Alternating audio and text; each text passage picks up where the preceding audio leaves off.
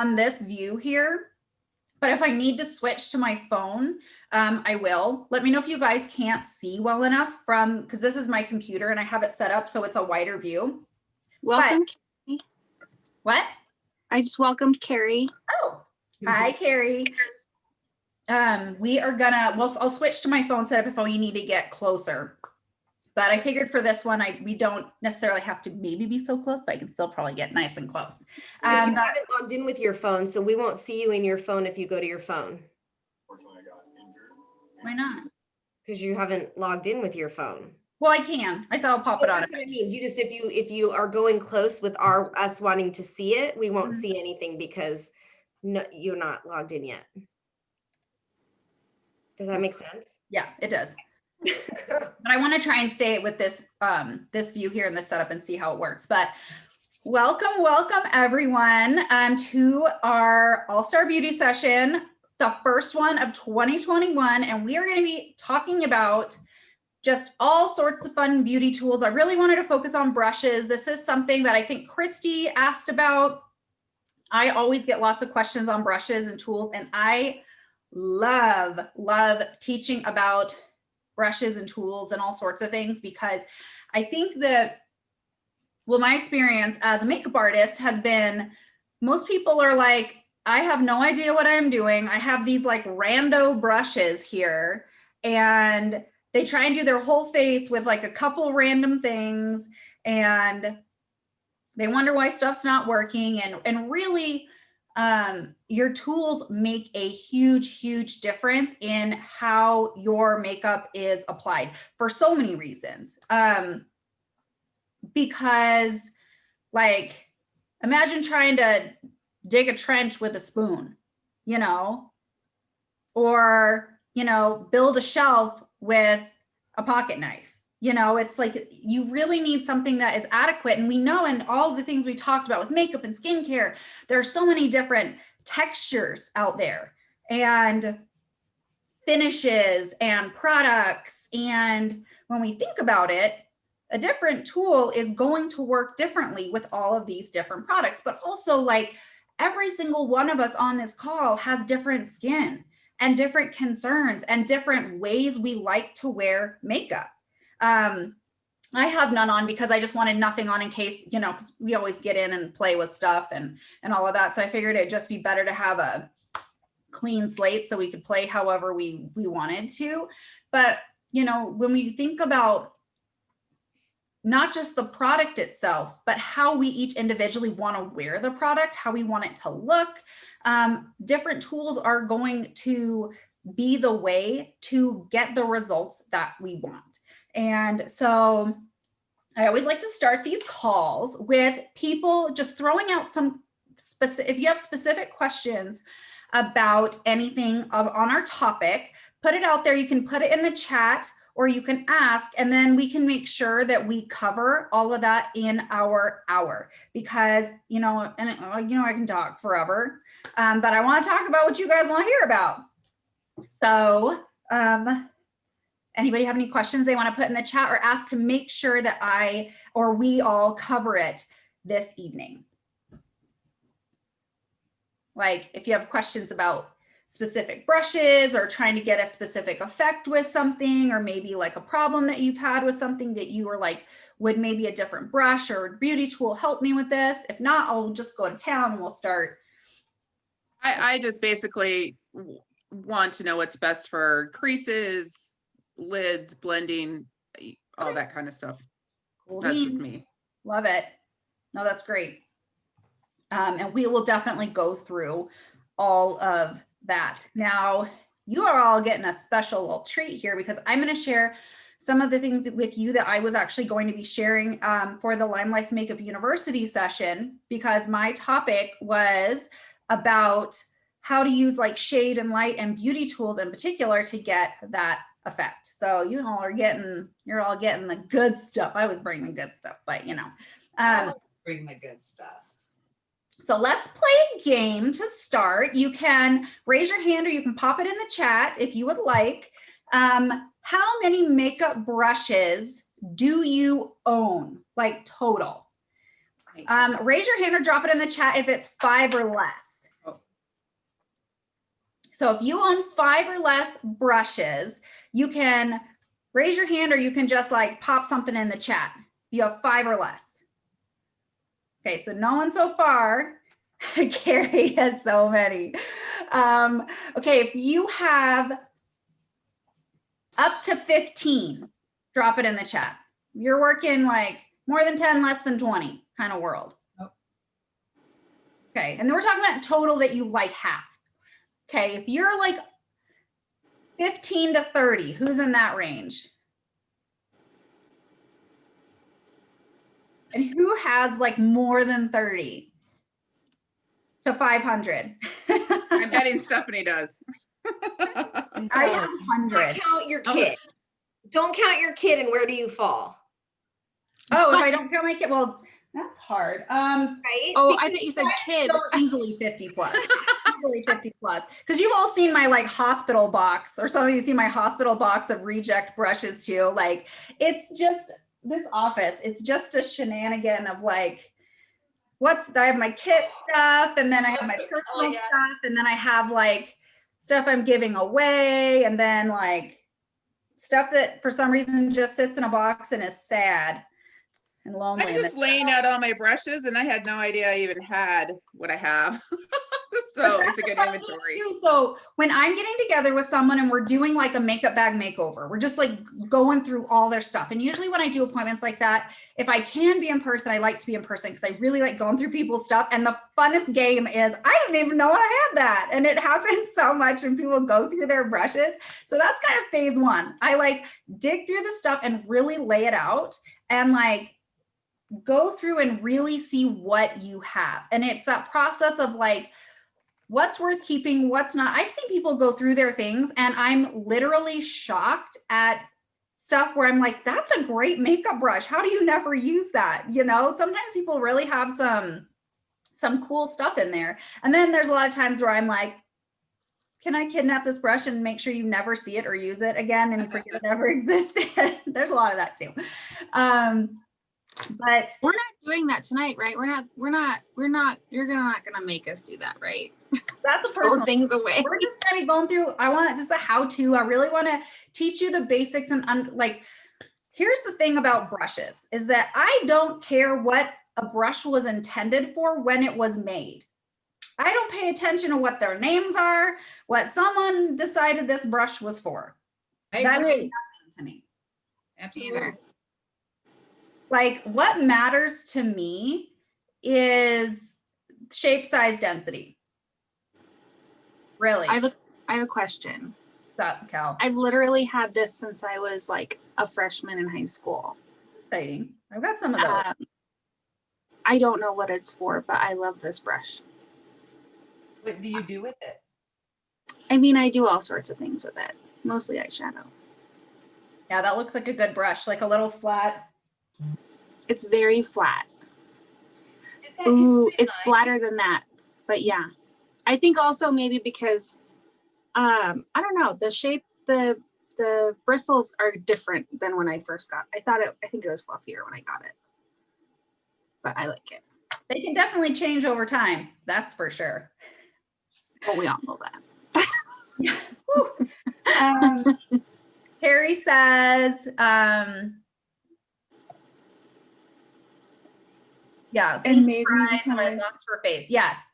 Eye brushes, face brushes, we're going to go through the whole thing because that's part of the thing is that like there's some brushes that were meant for eyes that I use for like concealer. And some of my favorite concealer brushes were really intended to be like eyeshadow brushes, you know, and then there are brushes that are meant for like the face somewhere that I'll use for something totally different, you know. And then there's a lot of brushes where I'm like, why would someone make this brush? This is like the most useless brush on the planet. Like what was someone's intention with this? Because again, in my mind, it's like shape, size, density, and also kind of really the two main categories are like, is it natural hair or is it synthetic? But these days, really, most of the brushes on the market are going to be synthetic brushes. One, natural hair brushes are not cruelty free. They're not as sustainable, but they're also, you cannot produce on a scalable level with anything natural hair. Makeup artists tend to prefer natural hair brushes for a lot of things for the way that it moves product, but where we've gone with technology for synthetics has just grown leaps and bounds, even in the last few years. Where we're at with synthetic is just like so much better than what it used to be, because OG synthetic brushes, I wish I had my hospital box of brushes. Where are those? I have some real crazy, terrible synthetic brushes where you're like, this is not going to move product. It's not going to be able to pick anything up. It's not going to be able to deposit it properly. Like, synthetic brushes were so bad. You know, like the lucite handled, like the clear handled, like terrible, scratchy brushes. Like that's what synthetics used to be, where you're like, this is definitely plastic that's scratching my face. I mean, that's where everything was with synthetics for a super long time, for the most part.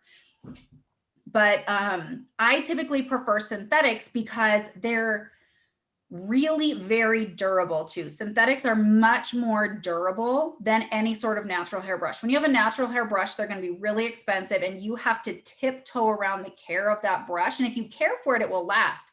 But you know, I'm all about just making sure tools are super clean. And they can be more challenging on a day-to-day basis to care for. So let's start. Question. Yeah, go for it. How can you tell, is there like an easy way to tell if a brush is natural or synthetic?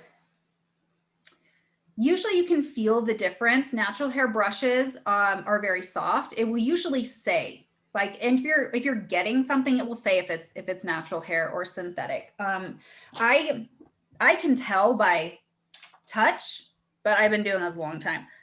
Right. Yeah, I used to have a brush, like a blush brush that I got from another company. And it was fine forever, like didn't have any problems with it. And then when I started doing LimeLife, I suddenly realized like I should wash my brushes. Didn't really do that before. I was like, you know, wipe it on a towel, kind of a cleaner. Mm-hmm. But once I started actually cleaning it, it turned like scratchy on my face. And then the next time I used it, I was like, I don't think it used to be this scratchy. So I threw it away. So now I'm wondering if it was a natural one. It's possible, because some of the scratchiest brushes I own these days are natural hair brushes. It depends on what it's made out of. You know, like there's badger hair and there's pony hair and there's squirrel hair and there's goat hair. Like it's crazy town when you look at all the different types of hair that's used. And like this is a natural hair brush. You can sometimes see even by like the texture of it and the coloring that it's natural hair. But this is a badger brush. And why would you use that over a synthetic? Well, again, natural hair has, when you get it, it has a cuticle on it, like your hair does. And it will pick up product, especially powder products, really effectively and efficiently and deposit them on the skin really nicely and evenly. And just not all synthetics will do that. And sometimes like a cheaper natural hair will be able to do something like that better than a cheaper synthetic will, because there's always a range. But again, like as a makeup artist, there's been a mentality for a really long time, and there was for a really long time, not anymore, that like nothing beats a natural hair brush. But I'm all about trying to make things as cruelty-free as possible and as sustainable as possible. And really just so many natural hair brushes like this one have just come, like this brush is so much softer, this synthetic, this LimeLife brush, than this badger hair. They're both very like good brush, like soft brushes, but this is like a lower end. Like this is a brush I've had for a long time. When I was starting out in like makeup artistry, probably, or to transition my career to production, like 15-ish years ago, I got this in a set. And this was like a whole set of brushes, of badger hair brushes that I got. And so it's the difference between like a really good quality synthetic versus maybe like a lower quality natural hair. So I just saw a lot of the ones that you get out there now are synthetics, and any natural hair brush with any quality is going to be really expensive. Like this one, this is $100 face brush. Like this brush is $100. for just one brush, you know. I have some from like Japan that are like, this is probably a $40 brush. They're just really expensive when you get the good ones, but it's like for pro stuff, and I've had them for like a million billion years. What do you do with that brush? I'm over here talking and I'm on mute. No, okay. That So seems this is a too great big segue. for So, and I want to show you eyes. like, because really what I do with it depends on what I'm doing. So I want you all to think about, if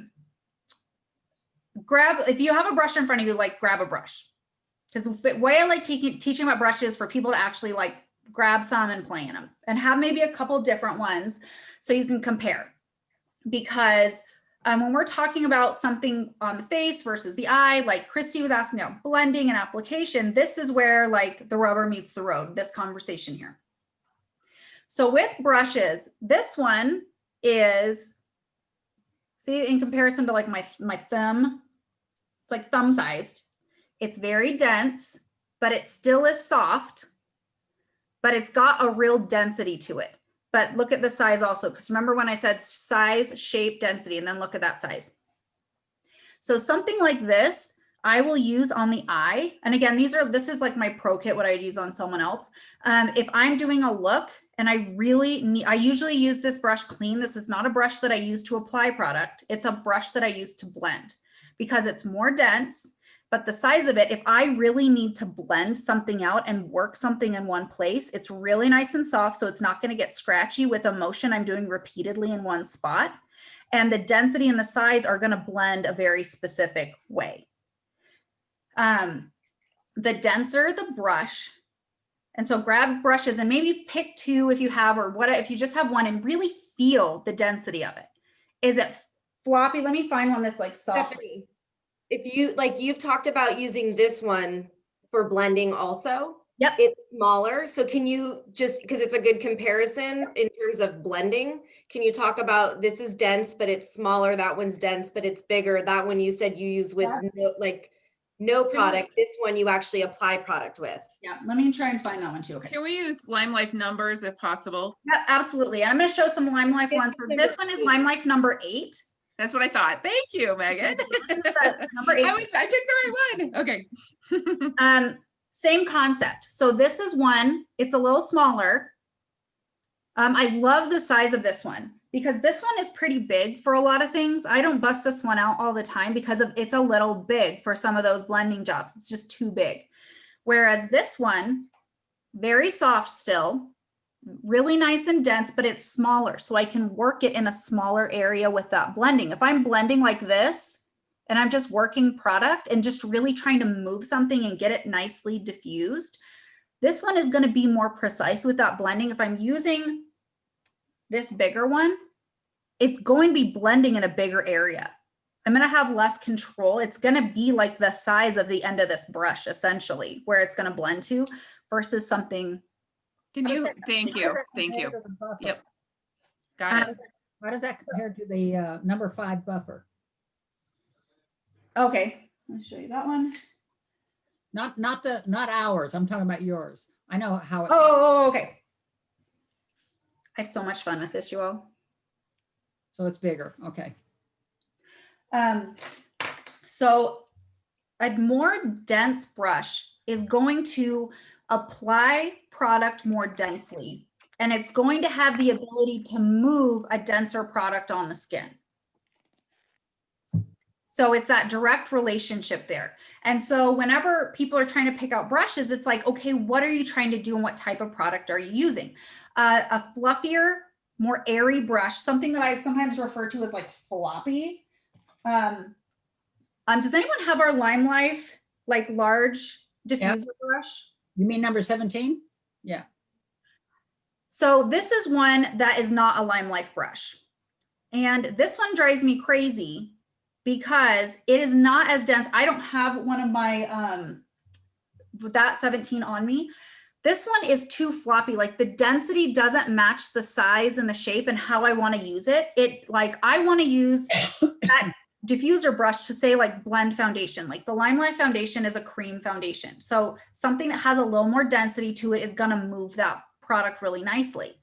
This is not dense enough. So whenever I go to use it on the face, because it's a face brush, because I'm not gonna be able to use this for anything else, I cannot get it to move anything because it's not dense enough for the shape and size. Even with liquid foundations, I'm like, this brush is like useless. And I keep trying to play with it. And I finally found more of a use for this a little bit with our illuminators because they are a little more fluid, but it's still a little too like, and I say it's like floppy for that. It just versus the LimeLife brush that just has that perfect density and is really made for moving a more dense product across the skin. So like So that's this the you're same- talking about for a foundation. This Yeah. you're talking is more floppy. That's what you're talking about, right? Yeah, that's what I'm saying. That's the problem of this other brush that I have. It's just too floppy. It's not going to move foundation and blend it and work it into the skin because we want our foundation to look like skin. And so depending on, we can talk about that really quick with like different foundation brushes. So now we've kind of got that idea of like shape, size, and density. Like a more dense brush is not just going to apply a product more densely, you get more coverage with it, but it will also have the ability to move it more densely, or Christy, like really do a good job or different job blending. Like if you're blending eyeshadow with something that's really thick and dense, like that first brush I showed you, number 8, versus something like, let's say the LimeLife brush number 9. So 8 versus 9. 8, this is a different shape, different size, but it's also different density. It's softer. And see how I can go like this with that brush?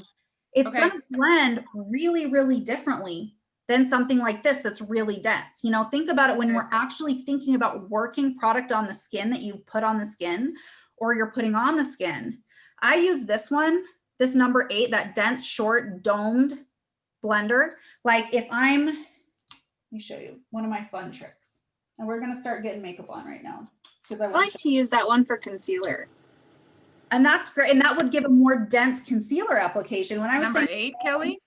eye brushes for Yeah. concealer, I love using a brush like this, an eyeshadow brush like this for concealer if I want to do a nice light application and just like wisping it on versus something like this that's more dense versus a concealer brush. But I want to show you. When I use number 17, I only use that when I want to put my makeup on really fast and I'm not concerned about full coverage. And like this today, I just did a live doing doing a mask and threw my makeup on in less than 5 minutes before I came to the meeting. And that brush is part of the reason I got it done. Yeah, I have everything on, but just like makes it happen, you know, because of the size, shape, and density of it. Like you can just like work it and do it. So I want to show you like with a smoky eye, let's say. There it is, my time setter. So when I'm doing like and I'm going to do a whole thing on like the 2-minute smoky eye, but I really want to show you the difference in how these products work. So I'm going to have a couple different brushes, a couple different eyeshadows, and the time setter spray that I'm obsessed with. So I'm going to let's just take the angled brush. This angled liner brush, it's number 13. It's super thin. It's super dense. And this is why I love this brush because of the size and the shape of it, but it's really nice and dense because I've tried to use liner brushes that do not have the right density and they just can't make a line on the eye. So I love an eyeliner brush that is nice and thin and has that shape. And I'm going to go in with eyeshadow 31. Ready, Jet, Set, Go. It's one of my favorites. And I've sprayed my brush and I'm making like a paint.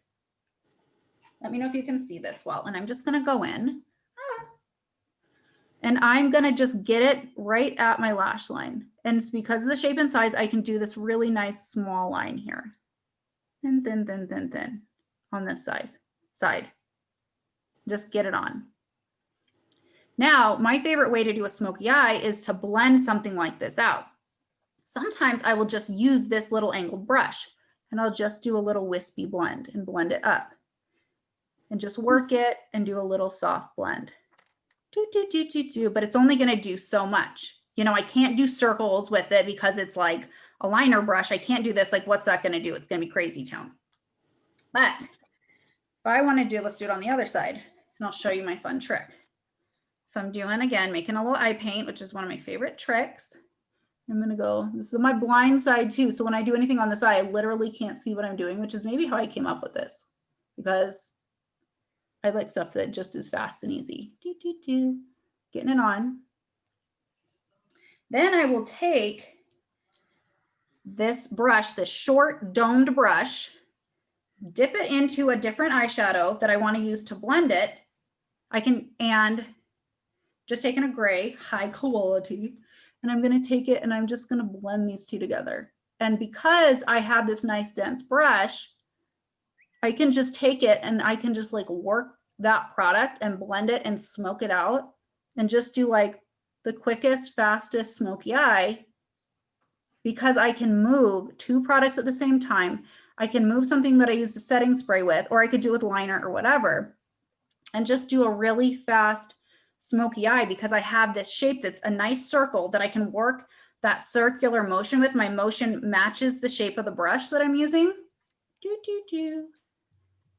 Move the liner, move that, versus like if I tried to do that with this brush that was softer, it just wouldn't move it as much. You know, it just wouldn't have the ability to move a liner or a product that is setting on the skin. It's kind of, it won't be able to do the job, or it would just diffuse it softer. It would be much more diffused, and it just kind of like makes a wash of color if I keep going at it, versus like really doing like a blend. Did you guys see the difference with how like a much more dense brush, I can just go in and like do these circular motions, wham, bam, thank you, ma'am. One thing that you said, moving in the same, what'd you say? Something about my blending motion matches the shape of the head of the tool. Why have I not ever done that? When I am using, and I have 3 different eyeshadow brushes in my hand with 3 different shapes. When I'm using this liner brush, what motion am I using? What kind of motion am I taking? I'm taking a motion that follows the shape of the brush. It's a line. It's in a line. I'm doing a line. You know, when I want to blend with this, and I love blending with a liner brush, I still am going in a line. I diffuse in these flick motions upward using the width of it. So see how it's wide here? Yeah. You wouldn't circle it though. Yeah, you can't. I can't circle when my brush is a line. That's silly. That's silliness. Sticking a square peg in a circle, something. Sillies. Versus, like I did on the other side, this brush is a complete circle, total circle. I'm doing a circular blend or a back and forth like that rainbow shape, you know, but I'm doing a motion that matches the shape of my brush. Now with this angled shadow brush. It's not like a flat line, but it's still an angle. I love using this when I want to put shimmer a lot of times in a specific area and use that angle to fit in an angled shape in my eye. So let's say I want to add a fun little, so this is the first color that I used for my line. Oh, I love that palette. I can make a good palette, I'm not gonna lie. I'm gonna go over it with this shimmer, that more gunmetal Radio Star, another one of my faves. I'm patting it in, so I'm loading my brush like this. And then I'm gonna use the brush and I'm gonna follow and use that shape. So I'm either pressing it in or I'm doing a sweep. Again, that utilizes that shape on my eye. So again, shape, size, density, the shape of the brush really matters to what you actually are gonna do. And I really love an angled shadow brush, but this has enough density. I have some angled brushes that are, again, too floppy to actually deposit enough color on the skin. It's not dense enough to give dense enough coverage that I want with the product. But I'm still using that shape. And I think that's one of the biggest problems. Like there are some brushes where you do want it to be kind of wispy, but there's a lot of brushes on the market that are just too floppy. They don't have the density. The length of the bristle doesn't match the density of it.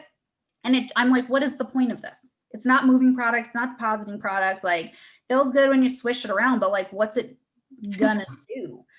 And I'm doing anything. That's silly. So a brush like this, I usually do it on the middle of my lid. This is basically the only reason I use this, to put like a shimmer right here. Like if I was to do like a halo eye, whatever. What else would you do with this? Okay. So I'm going to grab my brush number 20. This is a non-negotiable. I'm so obsessed with brush number 20. Like I can't even like handle it. Again, shape, size, density. I think I have 5 of those. This is it, the front of it. This is the side. Small shadow. It's a little tiny shadow brush. Here's why I love this, because you have a tiny shadow brush. And I have another one from another line. This is like a natural hair one, but this is still bigger. Here's why this brush is amazing, this type of brush. Yes, it's great for depositing like shimmer in the center of the lid. Let's just grab another color because I always end up looking like a clown after these when we play with things, and it's kind of fun because I like doing this and we just do all these things and I have different makeup all over my face and I walk out into my house and no one says a word because no one is phased here.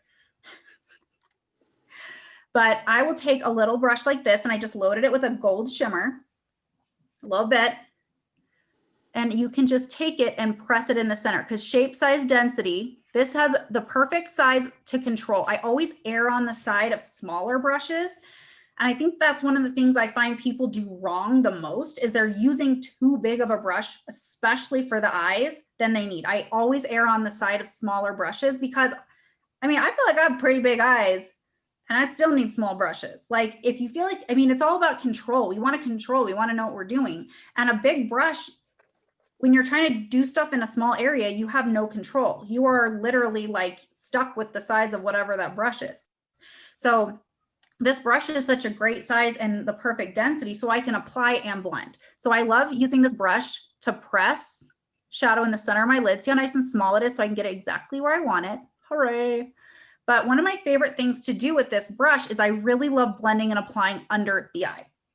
So I can do my fun trick if I want and spray it with my time setter spray and say, let's make an eye paint under the eye. Let's take this pretty coppery color, pretty penny, and work it under the eye. And I'm making a paint and it fits so perfectly under the eye here. And I can just work it and I'm simultaneously applying and blending. And I can just work it so perfectly. I can do what I did and I can blend a liner with it. I can smudge, I love smudging our liquid liner. I can smudge gel liner with it because it's dense enough to be able to move the product. And it's small enough to do what I want in that specific area. But this one is really perfect when I layer because I really love layering products under the eye and taking a mid-tone shimmer like this pretty penny, so gorgeous and coppery. And it makes my blue eyes like get like bananas bright. But I can really use it to layer. So now I'm going to take a brown because why would I not use every color that I have? And I can just layer and it fits so perfectly and I can blend 2 colors together because that's how we get a good blend and a good diffusion is working 2 colors into one another. What brush is that? This is number 20 and I can't live without it. I have like a million of them personally in my kit. It's like, and you could do concealer with this, like it fits, like I'll grab another one because I told you I have a million of them. I literally do. Under the brow, let's say. It's so perfect because again, that size and density, it applies perfectly, it blends perfectly, but it fits. It's that perfect size. I have nothing in my brows right now. So I look like I got McDonald's arches kicking on my face, but again, it fits really perfectly where I want it to, and I can put a little highlight there if I need to. It's like such a great size. So Kelly, with yours, like that edge, because yours is so nice and thin and sharp, I like taking a brush like that if I want to even take a little concealer and then clean up the edges of my brow, something like that's great. But I really love brushes this size to do stuff under the eye. And I get a lot of questions about how I do my like blended eyeshadow looks, specifically the eyeshadow I do under my eye. A brush like this is essential to that because I can work 2 colors together under the eye. It fits perfectly. It's not too big. And I have like complete control. I have so much control with this brush because of the key factors that we are looking for. So try that with the brush that you have, Kelly, because that is key. Now, I want to talk about some non-negotiables too with some other brushes because that's one of mine. Another one is a brush like this that is like a more of a pointed blender brush. Something like this. There are a lot of really useless brushes. Some of them are too big. See how this is still smaller than my fingertip? That's really what you want to look for. I kind of like ones that are still smaller than my pinky. See my pinky here? and see how it's still smaller than that? Because again, if it's too big, it's going to put too much product in too big of a space. So I'm going to show you some other ones that I have. This is another one. Again, pinky test passes. Let's look for another one. This is one that I love, and it barely passes the pinky test. It's like pinky sized, but it is great for blending and using clean. Again, like buffing out something and being really nice and soft and whatever. What So- about this shape? Like What? it's wide, but Mhm. wide but flat. Okay, yeah. And I'll talk Okay, about that in just a sorry. second. So a pointed blender brush, and Christy, this goes back to your like blending question. When we're using a brush, are we applying product with it? Are we blending product with it? Or are we doing both? Because a lot of times, like that look, when I did this smoky eye thing, I was kind of applying and blending at the same time. But a lot of times, and for a lot of looks, we're like getting something on and then we're moving it. So with eyeshadow looks in particular, the reason why having a couple of these is important is because I use these for both. And blending, it's really important to have clean brushes to get a good blend. That's one number of the is biggest mistakes people make. What was that, Christy? What number is that? This is number 10. One of the biggest mistakes people make is they try and blend with brushes that have product on them already. And really, when it comes to eyes and eyeshadow, it's okay. Like, you're not going to really be able to do a ton with just 3 brushes if you're trying to do more of a look. If it's very simple, 3 can be okay. But the main reason is there are some looks that are okay to have product on, and it's important to have brushes that you literally keep clean, like that first one I showed you, that thick one that you literally only use to blend and perfect and clean up. You know, 'Cause most people just do the lid crease and so they'll just go in and Right. be like, I'm loading this brush, my pointed blender, tapping off the excess. And I just go in and I'm going to be blending and applying. You can pack it on first and then blend, or just go in with, again, see the top of that? It's circular. What motion am I doing? Circular. Match. So Kellyanne, so if you don't have, I mean, I have quite a few brushes, but if you don't have, I think I've seen Kellyanne, don't you spray it with your Dirty Works and rub it on a towel to kind of clean in between? Yeah. If you don't have, I mean, And you you can don't do have- that, but sometimes they just don't dry fast enough. I don't and use the Dirty sometimes Works. I the use the towel- make-off spray. and make off, sometimes sorry. the towel Yeah. will work great. I'm just coming from a place of like, I do things as a makeup artist when I work on other people that I do differently when I'm working on myself. There's like the makeup artist world part of it, and then there's like, listen, I live in the real world. Let's have a real world conversation about what I'm. Well, and I think that anybody that plays in makeup has brushes. I mean, a lot of you know Shelby. She has a gazillion brushes, you know. And she finally said for Christmas, by the way, I don't need any makeup, which was pretty spectacular for her. But yeah, that's a great point, Christy, because like, let's say this is what I have and I just applied this. But again, this is a clean brush that I'm starting with. The clean brush that I'm starting with is a lot easier for me to like, okay, I need to blend this out better and diffuse this. I want to use the same shape size brush, but I need it clean. Swirl it on my towel that I have here and go back in and blend along this edge and clean up this edge with this motion. Versus, let me show you one of mine that is not clean. Where are you at, girl? Don't hide from me. Let's find one. Okay, let's take this one. This is another one that's that similar shape. Swirling this girl on a towel is not going to do anything.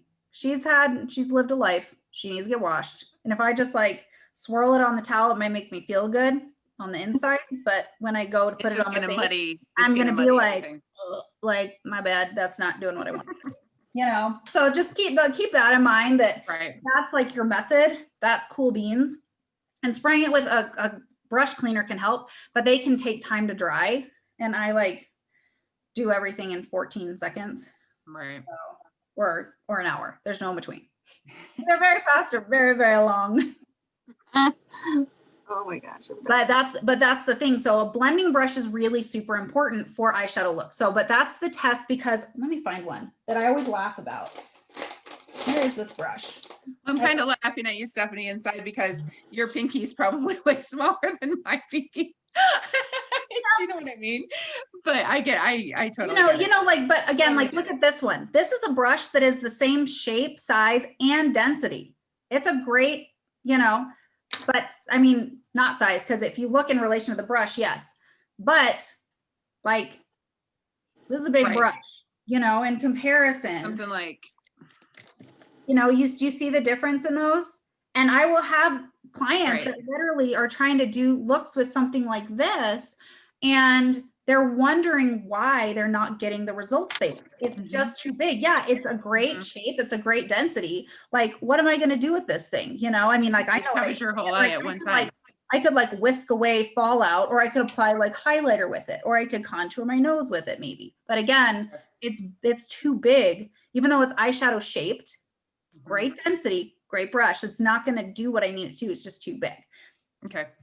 So that's why I just like having some rule like that to compare, to see what will really fit in your eye area, and always err on the smaller side. Okay. Always err on the smaller side.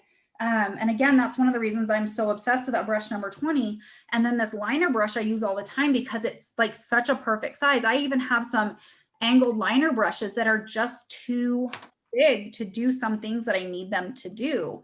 And so that's something it's like square on top, but it's very thin. I love it. I don't know. Well, I'll show you one of those. Megan asked about something that's more like a larger flat eyeshadow brush. Yeah. So brushes like this, again, this is getting a little bit bigger here.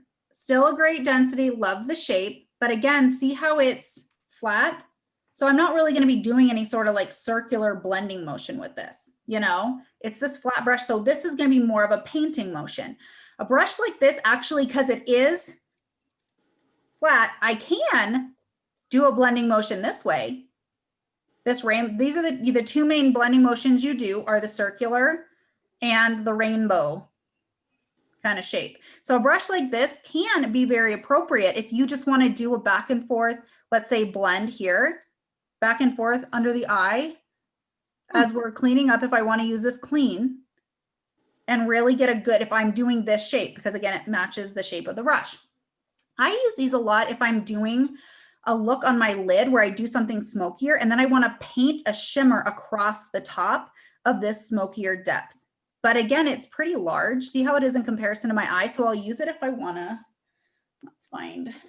Let's do this purple. I have the purple shimmery here. If I want to maybe do, I'm loading my brush both sides. And this is kind of what I do with a flat brush like this. So I'm using this purple and I'll actually load both sides of this. Typically, just kind of press it on there. If I'm doing it dry, it's going to give more of a wash of color, right? It's not going to be nearly as dense. So it's the perfect size to maybe just pop right in the center of my eye. Pop, bam. See how I just added some light with a press? And then if I were doing the same look on both eyes, I would take the other side and press the other side because I loaded both sides of the brush. If I want to do something more dense and more dramatic, which is typically how I roll, I'll spray my brush with my setting spray to make a paint. And this is my favorite brush. Typically, this one and the angled shadow brush is another one for this, to use as literally like a paintbrush. And I'll get my brush wet and then I'll just paint across my eye with my brush that I had that shadow on. And it's so perfect to just paint directly across if I want to get that whole lid, or just kind of do a press in the center. It also works just to take what's left on the end, because that end is so bad at this, like hand up showing what I'm doing. I'm like, I don't know what to do with my hands. But because it's a little flatter, it can maybe be used under the eye really a little bit to blend and add a little more color, but it's a little big to deposit color under the eye, but it can be appropriate to blend and move it back and forth. Again, like shape, size, density. Can I ask a question? So that's this brush is the one that you just worked with. Yeah. if I have 3, they're Uh-huh. all about the same, I mean, sort of the same, but you can see the difference in the densities. Mhm. I know we're short on time, so you don't need to like show, but like, so that's this one, how you just said to use it. This Uh-huh. one's thinner, it's more dense, Okay. right? It's a lot denser, and this one's just smaller overall and more dense. So for a more dense brush, would you do similar things that you did with Yeah, this? and just think like if you're doing like an eye paint. So for my New Year's look, if you saw my New Year's look, what I did with that peekaboo liner, I Mhm. actually used an actual liquid eyeshadow, and I needed a really dense flat brush to move that product. Perfect. So again, like it's that relation. If I want like a really dense application of something, especially something that's maybe harder to move, or I really want it to read, I just will err on the side of something even more dense. Again, because that was what was, and I used a flat lip liner brush for that actually, because it was the perfect density for moving something like that. Awesome. So, and ones like that too, Megan, can be great for concealer actually. Concealer. Yeah, I do use, guys, I and have like- one that's similar but a little longer, but one of those is like, it's really Yeah. good for small spot concealers. Or Yeah. a true cream shadow, those can be really great for like a real true like potted cream shadow, something that's really, really dense like that. Those can be like great for. If we're like moving out of like, I've done something with my eyeshadow, that's what those can be totally perfect for. Thank you. You're welcome. And so let's kind of have that concealer conversation and talk about some stuff, because again, most of my favorite concealer brushes, or a lot of my favorite concealer brushes, aren't concealer brushes. And this one company makes something they call a concealer brush. That's like my favorite lip brush. And another one makes one they call a concealer brush that I use for eyeliner. Like, I don't care what you call it. Like, why are these all different shapes and sizes? So this is a traditional concealer brush. Again, this is where synthetics come into play too. Cream products work best with synthetics, and they're much easier to wash out. And so that's why I love a synthetic concealer brush. This one is a flat concealer brush that's really nice and thin. Why I love this, knocking stuff over. Let me pull out my concealer. One of the reasons a shape like this is really great for a concealer brush is they can be super essential for not just, there are 2 different reasons people get dark circles under the eyes. One of them is like color, and the other is texture, or like when we have an actual indentation right here and we have maybe some bags under the eye. And I have a little combination of both. I'm a little puffy right now, but a thin brush like this, I don't always use it flat. If I use it flat like this on the skin, it's going to cover a bigger area. One of the reasons I love this is I will take it in something lighter and I will load the edges, the sharp edge of it. And I'm going to use a really light concealer to show you all. See how that's nice and thin on that angle? I can actually paint, and I'm only painting in that area where it's concave. And when I'm using something nice and light, do you see how it just made it look flat right there? I literally only, and I went a little too far, but I literally only put the product where I had that depth. So when you're looking at concealing maybe like bags under the eye, or a difference in texture where there will literally be a line right there. Like you saw, when you're using a lighter concealer on that nice edge of the brush, I have complete control over where I am putting that. And you just draw that line right in that area. And my lighting's a little different, so you can't see it as much on this side. And then you just press it in and work it in. And that light concealer brought that depth forward. It tricked the eye.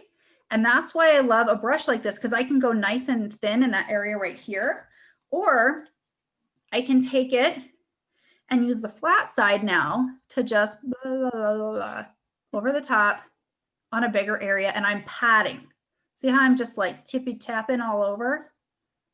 And because I use this concealer as foundation all the time too. I'm so freaking obsessed with this concealer. But another thing that I use this with, if I do feel ambitious and I want to contour my nose or something, I can take this and I can just draw a line. Or if I want to clean up my brows, I can take the thin edge of this and draw a line. Versus you know, when I'm doing concealer, maybe with something fluffy like this is what I'll use maybe on when I just want to, oh, this is a great trick. I'll teach you a trick right now. A fluffy brush to be used as concealer. Let me find one that I haven't used for eyeshadow. Let me just find one. I don't have to use this one. Something like this is really great if I want to take an illuminator, put a little bit on my hand. Now, the same effect if I want to brighten the under eye area, I can mix a little illuminator. I'm gonna take a little concealer. I'm mixing this on my hand here. So I'm gonna take, I have a little illuminator, dab on my hand, and take a little concealer on my hand. I'm gonna make these two party together. I'm gonna mix a little illuminator into my concealer here, and I'm making it fluid. And I'm gonna take this in little circular motions that match the shape of the fluffy brush. And I am actually, I'm gonna try and get a little more light on my face on this side. You can see. And I'm doing this little circular motion. And I have just created a luminous concealer that's more fluid, because the concealer by itself is pretty dense. It's a really dense, super pigmented product. So that true traditional dense concealer brush is perfect. But mixing these two together, I just made a baby, and it's more fluid. And I can take this now less dense brush and use it in a circular motion under my eye. And it just creates, look at me, it's not the same on my computer. And see how it just conceals really beautifully, and it's just like nice and it's luminous and pretty like that. But I'm working with two different textures. So again, I'm like, what am I using? What's the texture, and what effect am I really trying to achieve? I'm going to try this. Okay. Sorry. And so for concealer, like I have one, where are you? What happens when I mess with my stuff beforehand? I have everything in like the same spot and I moved it, thinking I was being smart. I have, where is it? I'm gonna find it the second we're done. It's basically like a concealer brush, but 3 times the size. And it's the same shape and size, but it's literally like 3 times the size of this. I'll use that like at the end when I'm done to maybe just like dust around the edges of something. I'm not trying to be precise. It's big, but it's still got the right shape and density for concealer, but I'm not trying to get all in here and like be precise where I'm trying to create a very specific effect, like highlighting to pull something forward. I'm just trying to like blend and soften and finish. But again, like I will see a lot of people using a concealer brush that just doesn't match the density of the brush, doesn't match the density of the product that they're using, or the size is just totally wrong. And typically it's, again, way too large. I really like generally some smaller, more dense concealer brushes because that's most appropriate a lot of times, or something like an eyeshadow brush that I'll use when I'm doing something that has more fluidity. And so now, like, let's talk about the face. Wait, can you recommend a concealer brush? Which one do you use? I use the LimeLife one. Number 6 is so good. It's Okay. so good. That's the one I started with, and I really, really absolutely love it. And again, I have multiple of these in my kit because one of the reasons too I love this, and for people who have seen my lip videos, it's so good when you're cleaning up edges around the lips, around the nose. Like I flip between the sharper edge of it and then the flat edge of it all the time. Like literally in my hand, it's like flat edge here, skinny edge here, flat edge here. Amazeballs. Love it. Perfect. You know, Stephanie, if you're a little bit older and don't have the skin that you have, you tend to have Death Valley between your eyes, right here. And the edge of that brush, I use it all the time. Not today because I just put my makeup on so fast, but I'll take the edge of the concealer brush and put in some concealer right in the gap there, and it disappears from my makeup. Good to know. Thank you. Yeah, that is a great tip, Shirley. It's that same thing anywhere on the face where I can get a lot of depth right here. I have one of my 11s that's you know, the two lines we get here when we make the mom face. This one's really wanting to make its presence permanent, like very suddenly. And it's the same thing where when we go in and we strategically conceal in those areas with that sharp edge, in those with a little lighter concealer and have it pull forward, it's really does a great job of camouflaging. That's a really great feature, really. Thank That's you. actually one of my favorite brushes. I use it in so many different ways. Yeah. It's a phenomenal brush. It's a fun, and it's great. This is one, again, like having a couple of these on hand can be really very, very useful. So let's move on to some foundation stuff. Because this is where we're getting into sponges potentially, and there's so many different brushes. And again, it's gonna go to what type of product are you using and what type of coverage do you want? So those are the two main things, because like our face is a little bit bigger. We can get away with bigger brushes, lots of different shape sizes.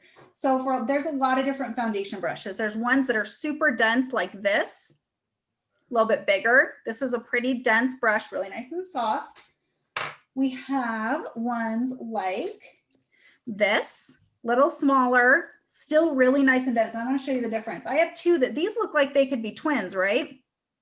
Dual fiber, small little buffer brush. Again, this is the LimeLife one. This is one that is like a knockoff that I got, like, I don't even know where I got it, that I've had for a long time. This one, again, has the most useless floppy density ever. And it does not like move product or any type of foundation product appropriately. It's just too floppy. And if you use it with a liquid, if it doesn't have the right density, it will be streaky actually. See, I have something like this that has all these fibers, the shape. If I go in with a liquid, you'll actually be able to see the brush strokes on my face. It will not blend appropriately. Versus something like this, it's just a way better quality and it's more dense. I can actually use a buffing motion, or this is a stippling motion to apply foundation. So again, this is where the idea of like, raise your hand if you like super light coverage. Light coverage. Raise your hand if you are more medium to full coverage. And I go both ways. Depends on my mood. Or, you know, how much of a trance I got into doing my makeup. I'm like, oh, we're going full coverage today. There we go. Let's just, we're going, that's what we're going with. Again, like the density of your brush is going to be really important, or if you are going to use a blending sponge. So some of my faves for foundation, the diffuser brush that I don't have on hand. This brush number 18, I absolutely love for applying foundation, because again, it's really nice and dense. But if I am doing, I want to put a little maybe oil in my foundation, or I'm using, you know, making it more of a liquid. If I'm mixing my illuminator, if I've made it more fluid, I absolutely live for this brush for foundation. And when I'm doing makeup on other people, this is actually my go-to. It's really funny when I do makeup cream on foundation or a powder, or what are you using that with? I'm using the LimeLife cream foundation, or a liquid or a powder, really like any of them. I use this brush on, or I have a bunch of these in my kit. It's one of my favorite to use. And what number? People, and I think it just applies any type of product really beautifully. And the shape, it's actually super appropriate for foundation, for powder, for blush. That's number 18. Yes, I use this. This is a brush that it's just like perfect. And I have some that, like, if I have 5 of them in my kit, that is a perfect brush. This is one of them. Because I can literally do an entire face with the, you know, foundation, powder, blush, bronzer, highlight. It's just the perfect size because it's just got the right density, shape, and size. A brush like this little number 5 buffer brush, again, has a great density. I really love this brush. I've been using this a lot for powder foundation on myself for some reason. I like a little bit bigger brush to apply foundation on myself. Again, because like Shirley said, with our 17, it's this brush, only bigger. I can just like bleh and do my foundation so fast. A smaller brush like this is more precise. So for me, I don't use it as much on myself for foundation. Again, I use this in my kit when I work on other people a ton, because I love the way it performs, and it absolutely perfect. Again, it's personal preference. It's so funny how I'm like that, but I've been using this with our pressed powders a ton, which is funny. I just grabbed it and I'm like, wow, because I've been doing some looks where I want a little more dense application of the colored powder because of the looks that I'm doing. And if I wanted to do an all over powder to keep it really light, I could use something like this and keep it really nice and light. But this one, it's a little more dense, and the shape, I can apply that powder more densely. What number is that? That's number 5. And So then the 5 and other 18. one was the 18? Yep. Okay. Now, if I want to go more full, for anyone who really wants like fuller coverage, a sponge is always going to be your way to go. But it's not the only way to use a sponge, because the sponges can be used wet, they can be used dry. There are some people out there that are like, the only way to use a blending sponge is damp. And I'm like, I disagree, because you're not my boss. I use a sponge dry all the time, and it works really beautifully. Again, like the density of the sponge matters. Not all sponges are created equally. I could also use, you know, an actual makeup wedge, same thing. But if I fill this bad boy with water, or with like rose water, or little trick for you, one of my favorite makeup artist tricks, I'm going to teach you right now. I don't know if I've ever taught you guys this. Could you guys be learning something new from me? This is one of my favorite tricks. Now you can use your hand, or this is what I do on other people when I use palette, not my hand. Take some skin therapy and pump it right on the hand. Now I'm gonna take my sponge and I'm gonna get this moisturizer in this sponge.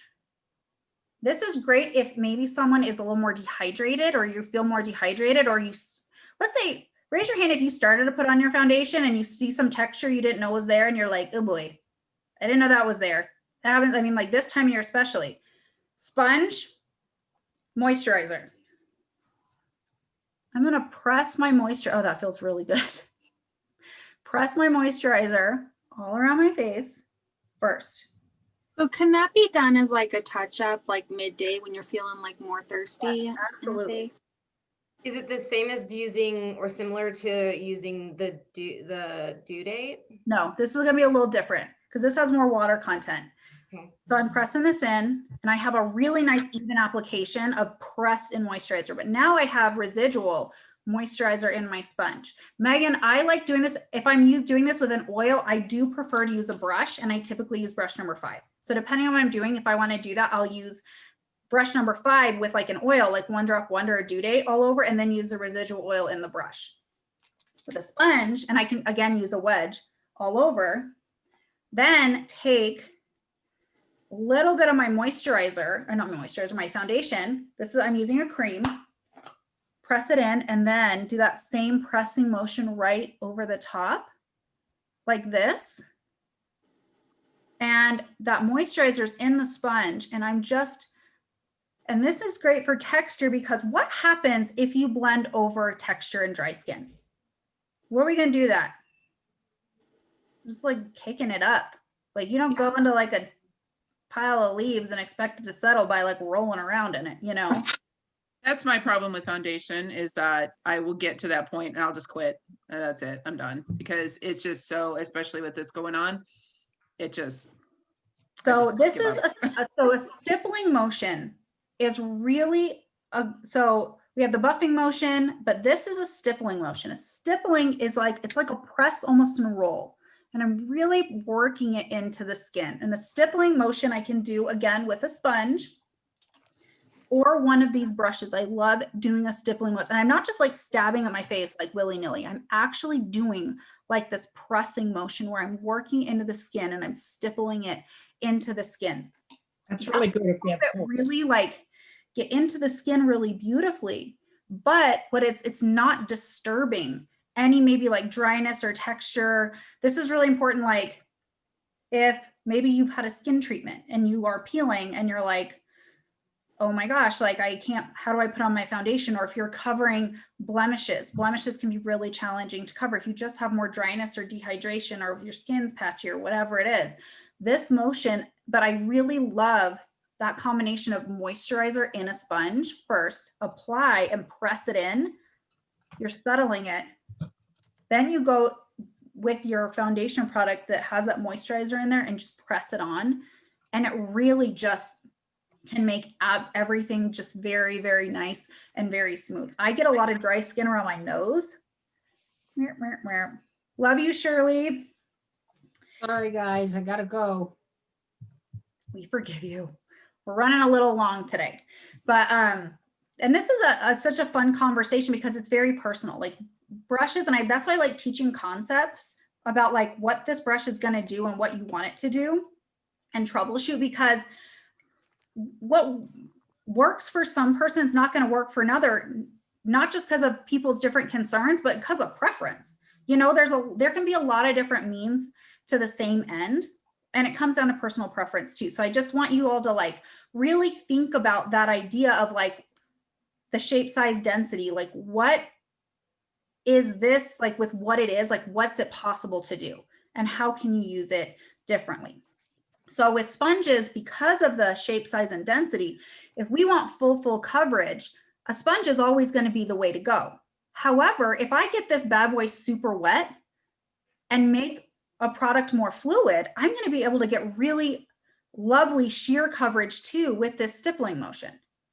Again, it's like fluidity of the product, but if I pack it on and pile it on, it's going to look more dense versus something that's really fluid, buffing it really lightly over. And that's, I've had so much fun playing with these illuminators with different products. Like if and hopefully it'll read on here. Let's say I take this and let's see how this, if I can get this to show on camera. This is just a luminizer. So it's really nice and fluid, but it should be able to read on camera. Let's say I like dust this on my cheek really lightly. And I have this like glow, yay. And my bright light is on this side, I will say. I'm trying to kick this up over here so it's equal. Let's say I take my sponge. Let's take a sponge. Which one do I want to use? I'll use one of these ones because it's clean. I've become a Blunderful addict since we can get them in the bags with multiples. Now I just like them swimming in Blunderfuls. Because you all know that was my thing. Why I wanted people to use disposables because they wouldn't clean them. And I was like, now you can have 1 million. Well, now I have 1 million and they're just all over. Okay, and I'm gonna try and get that. Okay. Stephanie, I really appreciate you sharing that because I just don't feel like I get the coverage with the Blunderful that I have been able to get with. So I'm curious or anxious to try that with the skin therapy. Again, it's the motion and how you're using it. So now I'm going to take this illuminator on the other side with a sponge. Now, some sponges will start eating your product, but if I want to go and I want like a serious highlight, I don't know if it'll read on here, but I'll be able to tell in person. I can pack it on with a sponge and get like a really serious highlight on one side versus something that on the other side that's like soft and diffused and all over. But again, it's illuminator. So it's like, depends on the light that I have, but in person I can see it's like really dense application versus something that's like fluid and glowy and like all over on the other side. Again, I'm using something dense to apply something really fluid. So I need something more dense to really pack it on. But again, it can be just like personal preference because I know so many makeup artists that will use the exact same foundation, exact same whatever, and their method, tool, whatever is totally different. Like I use my hands all the time. My hands are one of my most favorite tools for foundation and concealer. If I'm in a hurry, especially, this is how I'm doing concealer. They say use your ring finger. I'm just not as skilled. I use my middle finger. Pat, pat, pat, get it on. I can do that. I used to do it with my foundation. This is how I used to do my foundation. I would take it. This isn't my color anymore, but I used to just take my finger, dot it around my face, and then take whatever tool I had and just buff it and perfect it. You know, I would take maybe a sponge and pat it around, or I would let it warm on the skin and take a number 5. And just before we have the 17, you know, there's so many ways to get a certain level of coverage. But again, like, are we buffing it? Or are we like, if you really want the coverage, a sponge and pressing or a super, super dense brush, and packing it on is really the way to get the absolute most coverage with something. And then powders, same concept. And here's where I want to like kind of finish for now with the face. So powders, and it's the same thing, like take the same concepts that we talked about with powders on the eye, and we're going to do that with powder on the face. So let's say I want to keep my glow. I want to be very glowy and dewy. And I put oils in my foundation, and I've used my fluid brush, and I'm just glowing like, you know, an angel over here. And I powder it up. Well, I just like undid all the work I did. If I take something too dense to apply my powder, something, you know, I'm not going to be a glowy angel anymore, and that makes me sad. So if I take a big, huge, fluffy brush, you know, something really, this is not a dense brush. It's big. It has a lot of coverage, and it's going to give really light coverage generally. I could take this, but can I be strategic with this brush?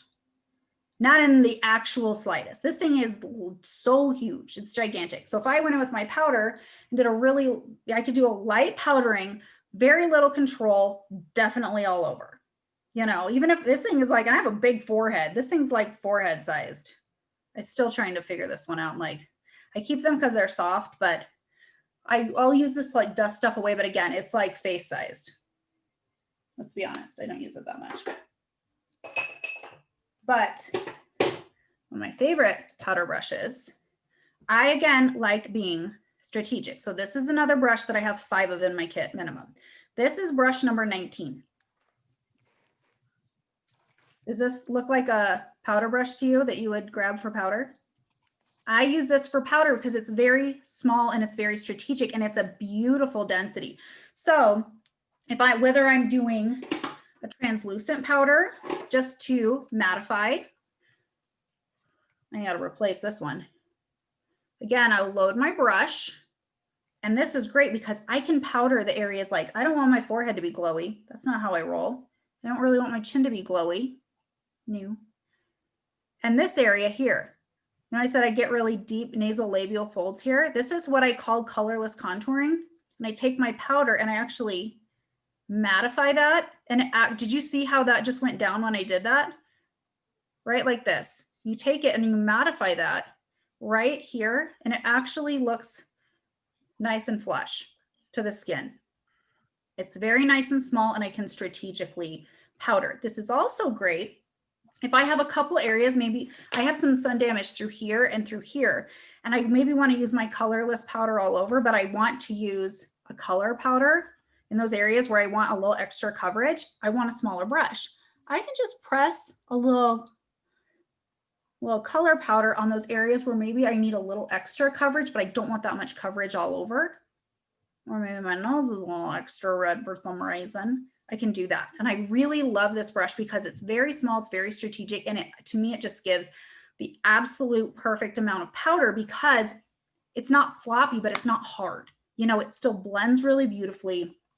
And it's really nice and small because it's all about control and doing exactly what I want it to do. And it just fits in those spaces. Again, we can use bigger size brushes on our face, but again, so many people are using these brushes, like a brush like this, to apply blush. And I'm like, I don't know if that's the best choice. Like, are you doing this? Do you want big circles on your face? I don't think so. That's just way too big.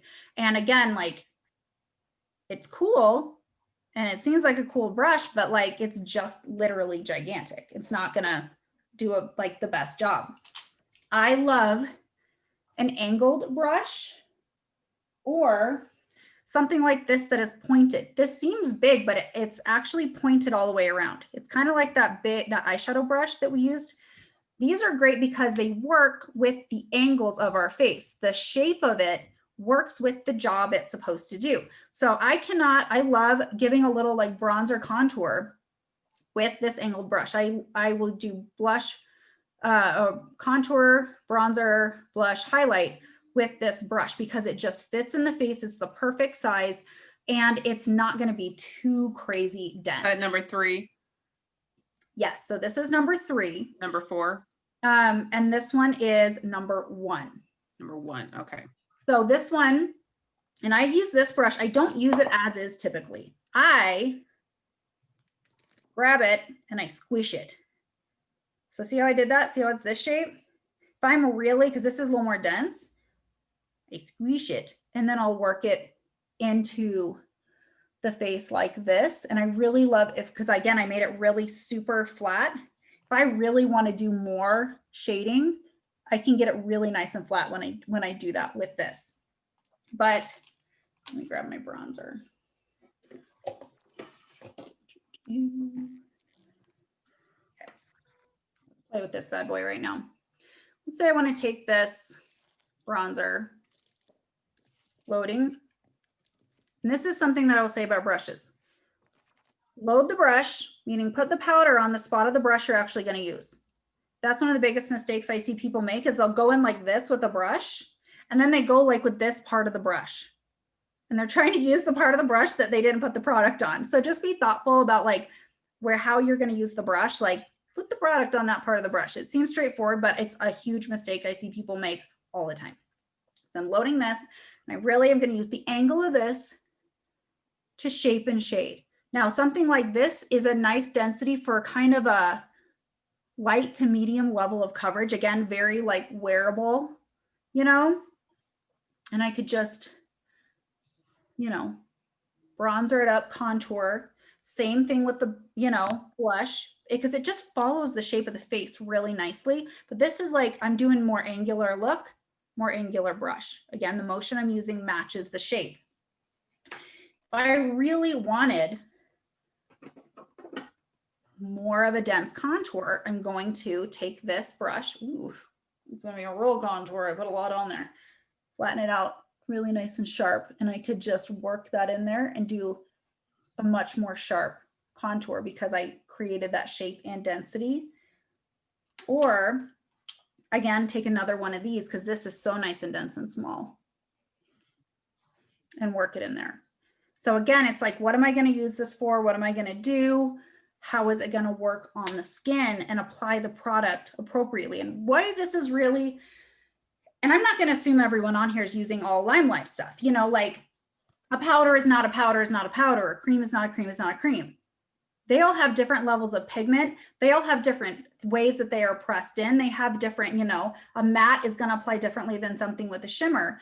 And so let's say you have something that has less pigment. So let's have a little pop quiz here. Let's say I have a blush and it's a beautiful color and I love it, but I'm using it and I'm putting it on and it's just not reading, but I really want to make this product work. What type of brush should I be using with that? Like what's a quality of that brush that would maybe make that powder read more strongly if I feel like it's not as pigmented, or maybe it's really light and I need more of it? Denser. Exactly. We need something that is more dense. It's not like, oh, maybe I can't use this. It's like, maybe I can just try transitioning to a more dense brush to see if that will get that product to read better or, you know, get more of it on the skin. Yeah, that's helpful. I have issues with not being able to see. I also have hooded eyes, so I don't, you know, it's hard to see a lot of the eyeshadows on me, but same thing with getting that pigment on there. Yep. And so transitioning to something that maybe is a more dense brush is the first place to start with something. Yeah, definitely. And you can even see with just me doing something different, how one side was a lot more like natural. The other side is a lot more like contoured. Right. And again, I manipulated the brush. The way I held the brush and squished the bristles, I manipulated the shape and density to get it to do what I wanted to do also, which is an option as well. And so it's interesting because, again, not all brushes are made and created equally. Keeping your brushes clean is going to be the most important thing ever, because if you don't have clean, well cared for brushes, they're not going to do the job you want them to do. Your look will be what I call muddied. Everything will be muddied. I know some of you have to hop off, and I know we've gone a bit long tonight, but I wanted to work through it. So just think about those things and see what you have and see what works. See if it's comfortable. See if the text, like I have some brushes and they were not ones that I purchased. I do get a lot of stuff sent to me and given to me. they're a brand that everyone loves. They're a makeup brush brand. I cannot stand their brushes. They are the scratchiest brushes on the planet. And one time, another makeup artist was doing my makeup, and I was like, "Are you using this company's brush?" And they're like, "How'd you know?" And I'm like, "Because I feel like you're using sandpaper on my eyes," and it felt terrible. And so it's not always about the price of the brush. It's the construction is very important, how it lasts, but you'll never know if you don't keep it clean. So having a good brush soap is super, super important. I love the LimeLife solid brush soap. I live for it. It's nourishing. I actually know the woman whose company makes it. She's incredible. She does all these Marvel movies, so she's really cool. But again, play with what you have, see what you love, see if you're not using something, if you just feel like it's not appropriate, if you forgot about it. Be conscious of the level of coverage that you want and how you want your product to move, and really be thoughtful about your choices, that shape, size, density, and see if maybe you just need a couple other brushes to fill in where you're missing. Or maybe you're like, I have all of these are wrong, or maybe something you've been using on the eyes, you could be using on the face. So I would encourage everyone to just play with what you have, see what you have. I know I promised a lash curler conversation, and I feel really bad that I didn't get to it, but I do go into lash curlers on the live that I did, the lash live I did 2 weeks ago on my page that took place of this. This is the last night of where the lash curler and pencil sharpener set for the price of a lash sharpener, or for the lash curler. And I love this lash curler. It's an indispensable tool. So some of the other tools that I can't live without, I know we spent the time on brushes, but lash curler, super important. Tweezers, super important. A good brow brush. I cannot live without this brow brush. I use both ends. I use this, a spoolie is like your best friend for so many things. This is a great brow brush. One of my other favorite tools to have on hand are Q-tips. I love minis. You can probably find them on Amazon. I get these from a Japanese store called Muji. And I feel like a Q-tip is everyone's best friend for solving every mistake you will possibly make with your makeup. And those are really important. Did I miss anything? Does anybody have any other favorite tools or brushes or any other additional questions? I know we ran long and I super apologize. Thank you so much for all that information, Stephanie. I'm excited was to try great. it. I'm excited to try something. A lot of great information. And again, like, I feel like this is a conversation that we can have again. This is why I love teaching this so much, because I teach makeup in a way where I don't ever want people to just copy what I'm doing. I really want you all to think about what you're doing and why, because that's how you can do so many different things. Like, we all have different skin and different needs and concerns, and we live in different environments, and we're all different ages. And really, though, it's the concepts of like why this works, why this does what it does, generally, and that's how you guys can be empowered to make those choices and really adjust solve those problems. What are you doing? Why are you naked? So I hope you all have a great night. Thank you for hanging out with us. The recording of this will be available, so it can be rewatched. And ask me your questions, ask your beauty guide. If it is not me, because we have all these amazing beauty guides, ask them your questions so they can help you get set up with exactly what is right for you. And this is, have a makeup bag makeover and work through your products and see what you got, what works, what doesn't, and how it can hopefully be improved so it is perfect for you. So Awesome. Thanks, Stephanie. Thanks for joining us for our very first session of 2021. Yeah. Oh, boy. Thanks, Bye, guys. guys. Have a good night. Bye. Bye.